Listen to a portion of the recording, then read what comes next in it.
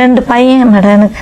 2 பையனை வச்சு நாங்கள் நல்லா குருவி கூண்டு கட்டின மாதிரி எங்கள் குடும்பம் நல்லா வாழ்ந்துகிட்டு இருந்தோம்.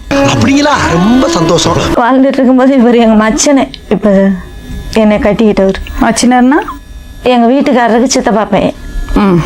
அவர் விருந்தாடியாக வந்தார் எங்கள் வீட்டுக்கு. அப்புறம் வந்தவர் இங்கே 2 நாள் தங்கினார். தங்கிட்டு அப்புறம் நான் இங்கேயே இருந்து வேலை பார்க்க போகிறேன், லாரியில் கிளீனர் வேலை பார்க்க போகிறேன்ட்டு எங்கள் வீட்டுக்காரர் சொல்லிட்டாரு. சரி இருந்து வேலை பார்ப்பான்ட்டு என்ன மனுஷன் வேலை பார்த்துட்டு இருக்கும்போது ஒரு நாள் என்ன பண்ணார், நான் வெளியிலேருந்து வீட்டு உள்ள வந்தேன். வாசப்படியில் இப்படி கை நீட்டினாப்புல எனக்கு நேரம் என்ன இருக்கும். நம்ம வர்றதுக்கும் கை நீட்டுறதுக்கும் வந்து மனசுக்குள்ளே கொஞ்சம் உறுத்தலாக இருந்துச்சு. நான் அதோட விட்டுட்டேன். நான் என்னால் எங்கள் வீட்டுக்காரர் வியாபாரத்துக்கு போயிட்டு பசங்க 2 ஸ்கூலுக்கு போயிடுச்சு. அப்புறம் சித்திரை மாதம் வெயிலுனாலும் போத்திக்கிட்டு படுத்துனோடனே வந்து மேலே வந்து விழுந்துட்டாப்புல படுத்துட்டாப்புல.